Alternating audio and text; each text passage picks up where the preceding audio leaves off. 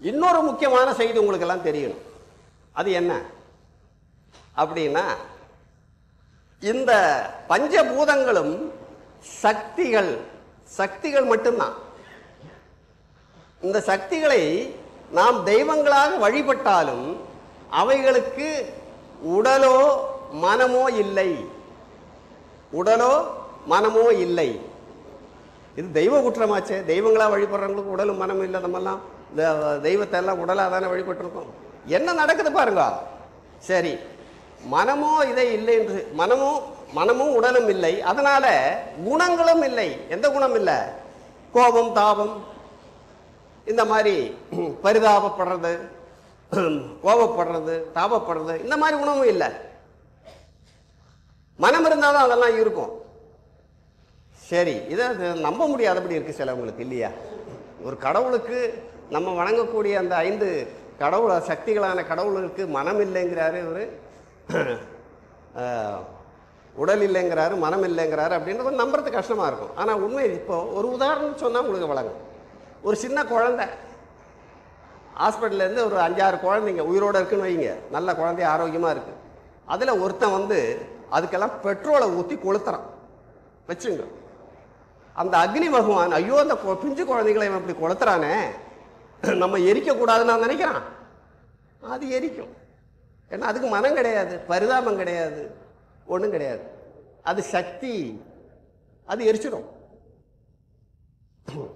அதே மாதிரி இந்த பிரளய அலைகள் வருது, நல்லவர்களை எல்லாம் அப்படி காப்பாற்றி கெட்டவங்க பக்கம் மாத்திரம் அடிச்சுட்டு போவோம் அப்படின்னு நினைக்குதா? அதுக்கு நல்லவங்களும் கிடையாது, கெட்டவங்களும் கிடையாது. எல்லாத்தையும் ஒரு அடி எல்லாத்தையும் கூல் பண்ணிவிடும். ஏனென்றால் அது சக்தி, அதுக்கு மனம் கிடையாது, வெறுப்புகள் கிடையாது, கருணை கிடையாது. எந்த சக்திக்கு தான் கருணை இருக்கு இல்லையா? அதனால அது இப்போ மின்சாரம் மாதிரி. மின்சாரத்துக்கு உடல் இல்லை, மனமும் இல்லை. ஆனால் நம்ம எந்த கருவியில் அதை பயன்படுத்துகிறோமோ அந்த அந்த பயனாக நமக்கு அது. இப்போ ஃபேனில் மின்சாரத்தை செலுத்தினா காற்றாக வருது, விளக்கில் மின்சாரத்தை செலுத்தினா ஒளியாக வருது. இது மனிதன் கண்டறிந்த ஒரு சக்தி, பஞ்சபூதங்களுக்கு ஒப்பான ஒரு சக்தி. இன்றைக்கு அது இல்லாமல் நம்ம வாழ முடியாது. ஆனால் இந்த மின்சாரமும் பஞ்சபூதங்களின் சக்தியே. அதுக்கு ஒரு சூழ்நிலை அமைச்சு கொடுக்குறோம் எரியறதுக்கு. அக்னி பகவானாக எரிவதற்கோ அல்லது ஒளிர் விடுவதற்கோ நம்ம ஒரு சூழ்நிலை அமைச்சு மின்சாரத்தால் அந்த ஒரு சூழ்நிலை அமைக்கும் போது அது அந்த மாதிரிலாம் வேலை செய்யுது. அதனால மின்சாரம் என்பது ஒரு தனி சக்தி அல்ல, அதுவும் பஞ்சபூத சக்திகளை. இது நிறைய பேருக்கு தெரியாது. நீ அக்னி பகவானை வணங்கினாலும், வருண பகவானை வணங்கினாலும், பகவானாக வணங்கினாலும் அந்த சக்திகளுக்கு மனமோ எண்ணங்களோ எதுவுமே இல்லை.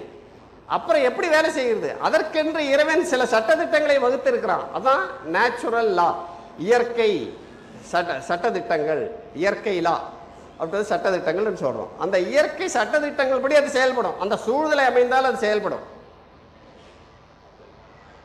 அது இறைவன் விதி, அதை யாரும் மாற்ற முடியாது. அப்ப கலியில் ஒரு காலத்தில் இதை முடிக்கணும் இல்லையா? அதை முடிப்பதற்கு இப்படித்தான் இந்த சக்திகள் சீற்றமடைந்து பூமியும், அதாவது நாம் அதில் வாழும் மக்களும் எல்லாமே பஞ்சபூதங்களால் ஏற்பட்டது. பஞ்சபூதங்கள் தான் வாழ வைக்குது. இந்த பஞ்சபூதங்கள் தான் நம்ம அழிக்க போறது. அதைத்தான் பிரளயம், முடிவில் அழிக்கப்படும் போது பிரளயம் என்று சொல்லுகிறோம். சரி.